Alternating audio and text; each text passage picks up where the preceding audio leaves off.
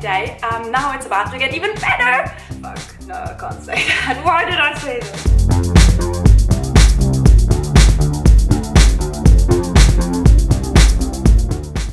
So today we're talking about color. What does it mean to you? Is it important? Why is it important? And also, since I study cinematography, we're going to look into how color can drive a story. Since I don't consider myself an expert, I went out there and asked some random people, some of my friends, what they think about color. And here it is! I think without color, life wouldn't be beautiful. If the sunsets weren't the color that they are, or if trees weren't the color that they are, I think it would just all lose meaning. You get a feeling, and depending on what the color is, you'll get a specific feeling. It can be happy, it can be sad, it can be fun, you know, like emotions. Color can portray emotions. I guess it just means beauty. Color means a lot of things, but when color is involved, things become happy. So color is a very important tool to show or create emotions. And it's also very, very interesting how big corporates or marketing are using color to drive us to buy their products. I think the next step to understand how marketing people, but especially also filmmakers, use color is to know what we associate with a special color. I'm just going to give like a quick summary. I really don't want to make this long because, yeah. It's very common to think about anger, passion, blood, war, energy, love, feminism, innocence, playfulness, the sun, summer, sunshine, positive vibes. What I didn't know, it's also associated with wisdom, but also with cowardice and dishonesty. I hope I said this right.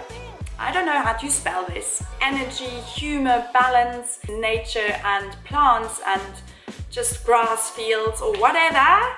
But it's also a color for youth, jealousy and envy, which I personally also didn't know. You can associate water with it or cold, but a lot of people also see spirituality and calmness, but also technology. Very nice color, just don't overdo it. All about like royal and rich and importance, but it's also actually the color of erotic. So guys, the last color, woohoo! Earth, wood. Brown is also simplicity and comfort. You knew that? I mean, I didn't. So I think now we have an overlook about what color can mean, but what does that have to do with storytelling? A girl's dress, you know, tells a different story every time. Different colors in movies sets the scene completely. The use of color with specific characters will foreshadow certain things, put them in like a good or a bad light.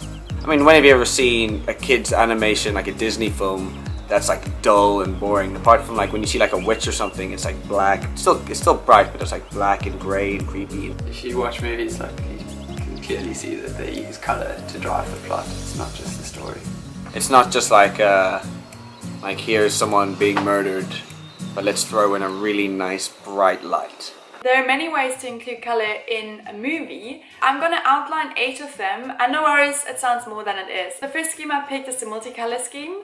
It's basically, as it says, multicolor. They use all sorts of color, and a very good example is the movie The Fall. They just use color to show the audience how this young girl sees the world. That's a great tool to actually bring this across, to bring the character closer to the audience. So next there's the evocative palette. That means it's a limited color scheme, and it's very good to highlight certain things that the director wants you to see. A very good example for that is Sweeney Todd with Johnny Depp. Great movie, and I just love the colors in there, or the non-existing colors. Just watch it, you know what I mean. The next color scheme I want to talk about is selected saturation. A really good example for this is Schindler's List. It's one of my favorite movies ever. It's so good. They use selected saturation to highlight or to show emotional significance. So they have very, very little color, and when there's color, it really, really means something. Yeah, go watch it. It's the best, literally. So watch it. There's the monochrome palette, and that means that you just choose one color, but you play with the saturation and the brightness of the color.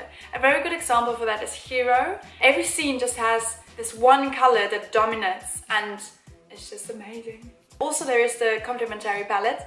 A very good example for that is Amelie. how they play with the color is so amazing. So green is used to create vitality and also contrast with the more saturated colors. And then the color red is used to bring visual intensity and also reflect Amelie's like life and mood and what she thinks, which is great. The next scheme we're talking about is the triadic color scheme. There are like 3 colors that are used in a scene or in the film. And I picked one of my favorite movies, Beyond Borders with Angelina Jolie and Clive Owen.